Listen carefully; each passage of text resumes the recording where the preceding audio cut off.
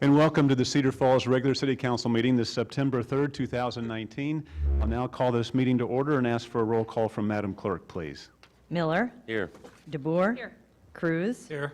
Blanford. Here. Dara. Here. Wieland. Here. Green. All members present, Mr. Mayor. Thank you. Moving on to the next item, is there a motion to approve the regular meeting of August 19th? So moved. Motion second. All in favor say aye. Aye. Opposed, nay. Motion carries. I'd now like to spend just a moment to read a proclamation. September is Hunger Action Month, and it reads, whereas hunger and poverty are issues of grave concern in the United States and Cedar Falls, and whereas the City of Cedar Falls is committed to taking steps to raise awareness about the need to combat hunger in every part of our state and to provide additional resources that citizens in Cedar Falls need, and whereas the City of Cedar Falls is committed to working with the Northeast Iowa Food Bank in educating people about the role and importance of food banks in addressing hunger and raising awareness of the need to devote more resources and attention to hunger issues. And whereas nearly 18,000 individuals in Black Hawk County rely on food provided by the Northeast Iowa Food Bank and member agencies annually, and whereas the Northeast Iowa Food Bank distributed more than 6.9 million meals of food to member agencies, programs, and food banks in our region just last year.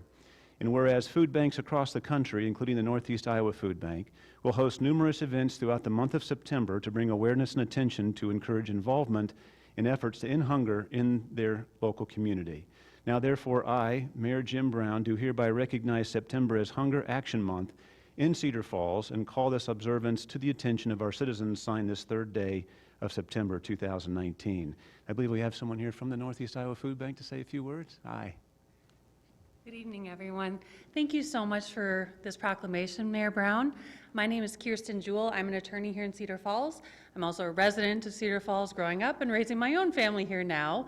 I'm the chair of the Food Bank Board, and I want to thank you for your partnership in raising awareness of this important issue here in our community. Agnes Kress, who's on our staff, has also brought some brochures that we'll leave in the back in case anyone would like additional information. Excellent. Thank you very much. Thanks so much. You're welcome. Moving on, is there any agenda revisions, Madam Clerk? I have no agenda revisions, Mr. Mayor. Thank you. Next is old business. Item 2 is Pass Ordinance 2953, amending various ordinances in connection with the Cedar Falls Unified Highway 58 Corridor Urban Renewal Area upon its third and final consideration. Is there a motion, please? Second. Motion second. Any further discussions from council? Requires a roll call vote, please. All voting aye, Mr. Mayor. Thank you. Next up is new business, the consent calendar. The following items will be acted upon by a voice vote on a single motion without separate discussion unless someone from council or the public requests an item to be pulled for such action. Any such requests from the council? From the public?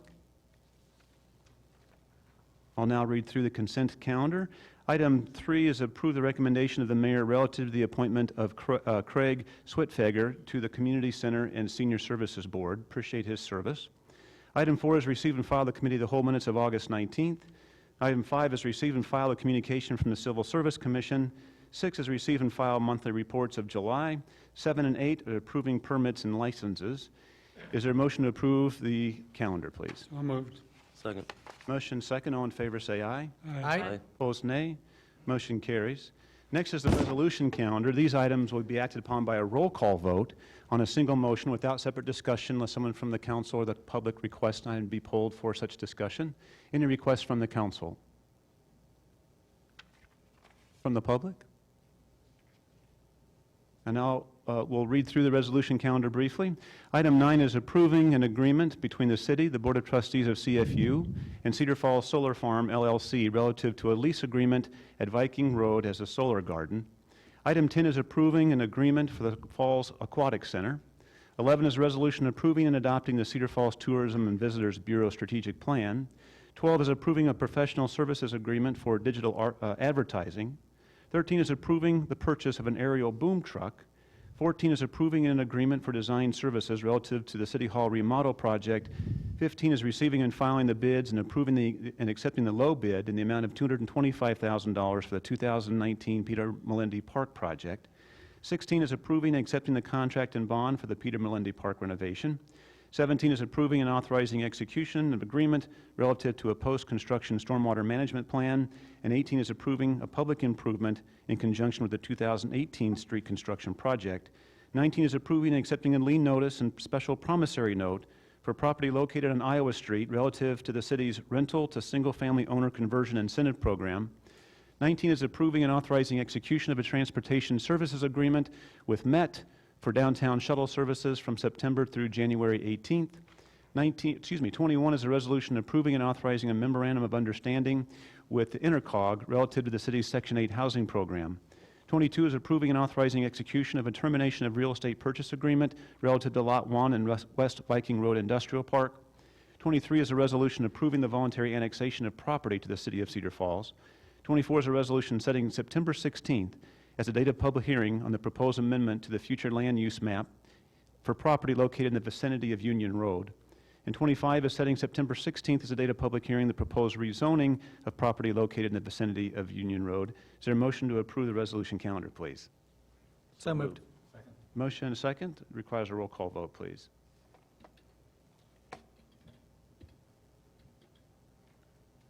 All voting aye, Mr. Mayor. Thank you. Next item is item 26, to pass ordinance amending Chapter 23 of the Code of Ordinances relative to 48-hour parking on city streets upon its first consideration. Is there a motion, please?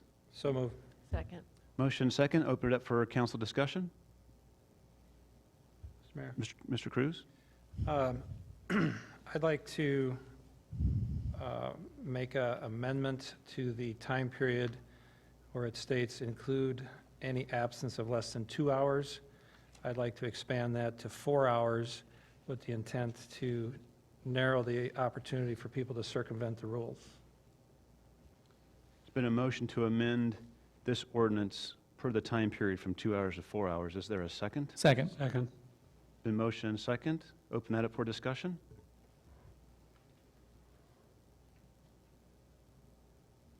Questions from council? Discussion? Been motion and second for the amendment. All those in favor say aye. Aye. Opposed, nay. Motion carries. Back to the original amendment, the original ordinance as motion and second and as changed. That's already been motion and second. I always get confused here.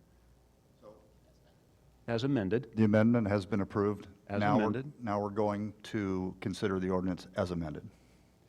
What Kevin said. Any further discussion or questions from council? From the public? Requires a roll call vote, please. All voting aye, Mr. Mayor. Thank you. Moving on to item 27, is there a motion to allow bills and payroll? So moved. Second. Motion second. This too requires a roll call vote, please.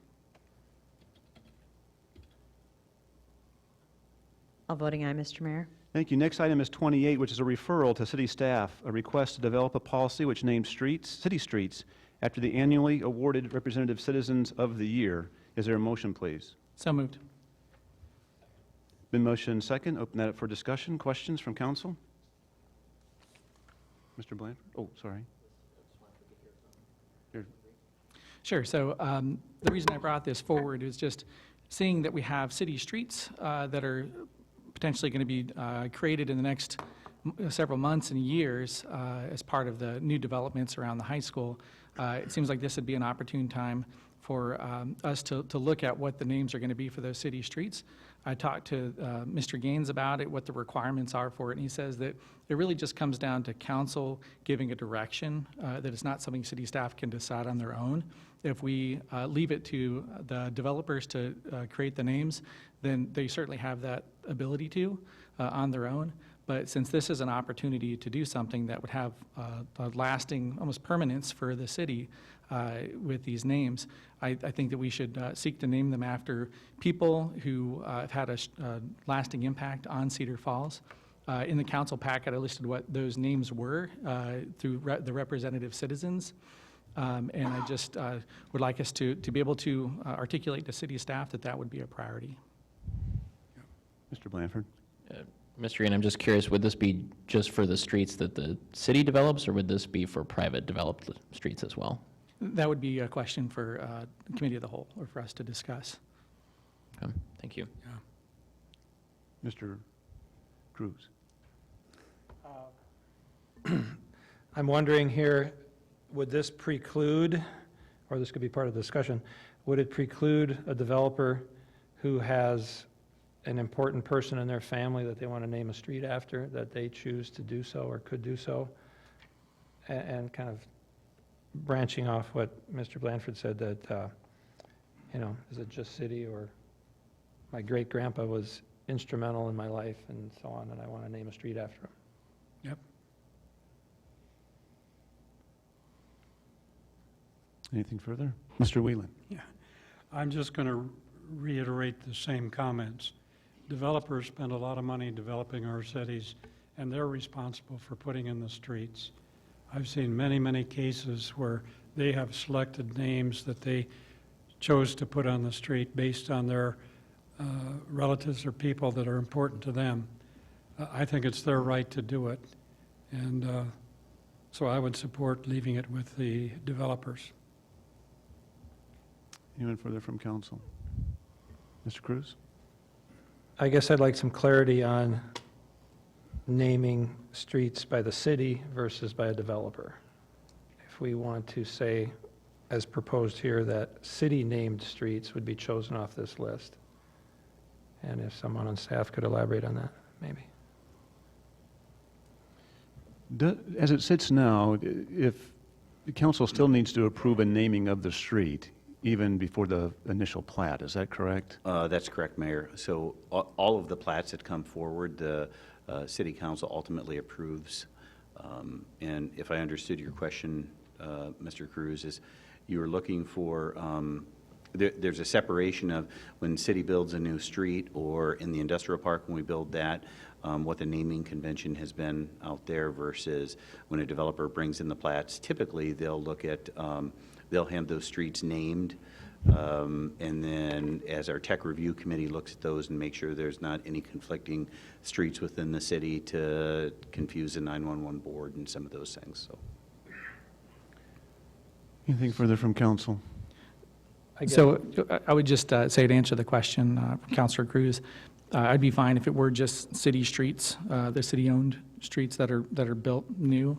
I'd be surprised to see a developer wouldn't develop because they didn't have a street named, but if that's really a concern, then I'm willing to specify. Sure, because as mentioned, they spend millions to put in streets, or many thousands. Councilman Derrick? Well, I'm wondering, Rob, I think you gave us, there probably were 30 names on the list. Will there be a criteria as to who goes first, or how do we pick, how do we name streets? Is it the first person on the list, or alphabetically, or will there be a criteria besides representative citizen of the year? Right, well, I was looking to refer that part to committee of the whole to make that that determination, but I certainly think it'd be prudent if it were deceased first, and alphabetical, potentially. Okay. That could be decided later. Anything further from council? I think for the referral's sake, Councilman Green's willing to change it to city-established streets, or, as we discussed, not contractor's street, but just established by the city. Any further questions to referral? So, just the staff will develop a policy, and then we'll talk about it again. Is that okay? Anything further? All those in favor say aye. Aye. Opposed, nay. Nay. That motion carries. Item 29 is referred to the Committee of the Whole, a request to designate the public safety facility as Cedar Falls Public Safety Center. Is there a motion, please? So moved. Been Second. motioned? Second. Motion and second. Open that up for discussion. Councilman Green? Yes, sir. So hopefully this will be a simpler one. I've seen the terminology of the new building called the Public Safety Building, Public Safety Office, Headquarters, Public Safety Facility. So just looking at basically from a marketing side and for helping the public understand what the purpose of that complex is, I have put forward a proposal to officially call it the Cedar Falls Public Safety Center. Anything further from council? Yes. Mr. Whelan? are two major buildings. One is called Cedar Falls Public Works. The other one is called Cedar Falls Public Safety. That's very consistent. The Cedar Falls Public Safety Building is aluminum letters that go all the way across all the bays of our fire trucks. To add a word to that would mean you'd have to pull that sign down and put up a whole new sign at a significant cost. People understand that is the public, Cedar Falls Public Safety, where you go, and we've shared that in our advertising. We've shared that in the documents that go on the web. So to change that is to change all the advertising, change the signs that are very expensive to do that. So we could do it, but what's the value or the benefit of spending all that money when people already understand the term Cedar Falls Public Safety that's plastered across all the bays of the building? Mr. Mayor, Yes, of course. so Sorry. looking at the building itself and at the signage that's on the building, I did check ahead of time, and I couldn't find anywhere where it said Public Safety Complex. The building itself says Public Safety, and that's fine. But just for reference in future flyers and announcements, press releases, I feel like that would be just standardizing on a way forward would be helpful. Mr. Blanford? So, Mr. Green, you're not talking about any signage changes, any rebranding or anything of the building, just internally? Correct. Okay. Director Olson, is there, I guess, any concern from your team? Is there a standard radio call that you guys have been using for the facility at this point? No, we typically been using the term public safety building when somebody asks, but it doesn't matter as long as the signs were expensive, so I'd hate to see that expense. Mr. Burr? Would any public has come to City Hall?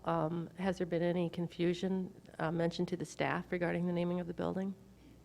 I asked today, and there was no confusion, because folks still come to City Hall for seeing the police department, and they're told to go to the public safety building on Main Street. I don't know if they give the address, but it was very ancillary when I walked through today. And when we had the open house for the building, didn't we hand out coffee cups and different things that already had the word building on it? Yes. Correct, Director Olson. I don't know if the coins have public safety building or whatever, but I know the coffee mugs do. I believe they do. I don't know what the coin said on them. Koozies too, or not koozies, but what you set your drink on did not.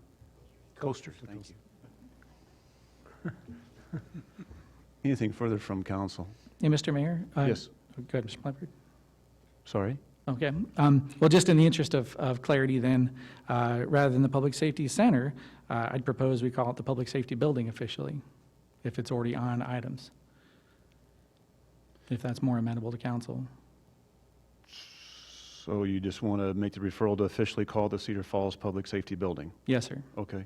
Any further questions on that from Mr. Green? Mr. Blanford? Director Rodenbeck, for the admin staff, does it make any difference to them at all? Have you heard anything from them? Nope, I think we've been good, just like the mayor said. I think they've been giving them the address, and when they say public safety, they know where they're going. So no problems on that end. Anything further from council? So the motion and second kind of changed here to very informal referral process to name the new public safety building, the new public safety building. I'm sorry. I beg your pardon.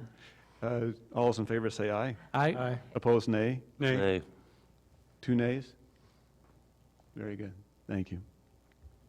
Item 30 is refer to the Art and Culture Board Public Art Committee to work with the Community Development Department to incorporate a plaque in honor of Barbara Brown into the Main Street streetscape design. Is there a motion, please? So moved. Second. Motion and second. Any further discussion from council?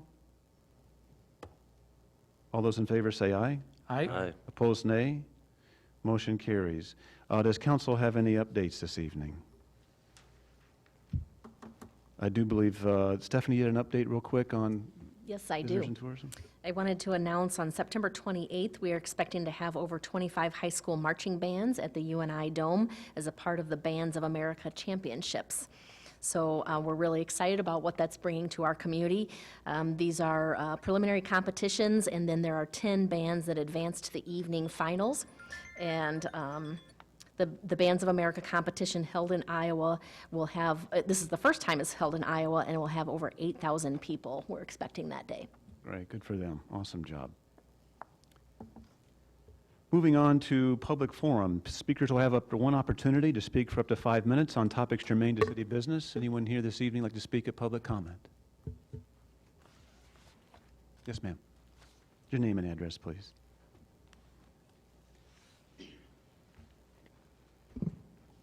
Sharon Reginald, 108 Lilliput Lane. I'm just coming, I don't need 5 minutes. I just want to clarify a question that was asked to the council last week, and it was talked about the firefighters and what your intent is. So will you or will you not be laying off or firing any of the traditional firefighters? At the last council meeting, that question was answered, and it seemed like, or excuse me, that question was asked, and it seemed like we went around and around talking about it, and then it came out that the PSOs are considered firefighters, the PSOs are professional, and that was a mistake on the question. It was about the traditional firefighters. Your flow chart that they showed from last week contained no traditional firefighters. So the question is, what are you going to do because the current situation doesn't match your flow chart? Thank you. Thank you very much. Does council have any questions to staff or each other, the previous speaker? Mr. Miller? Oh, Director Olson, if you want to reply to previous speaker? Yeah, certainly. So the org chart that was put together doesn't represent the Public Safety Department as it exists now, or if you, the purpose of that chart wasn't to have every position in place. It was a kind of a general org chart that shows you would have fire shifts here, police shifts there, support services here, training there, that type of thing. So it's not specific to the number of positions we have. It's certainly short of the number of positions that we would have at that time.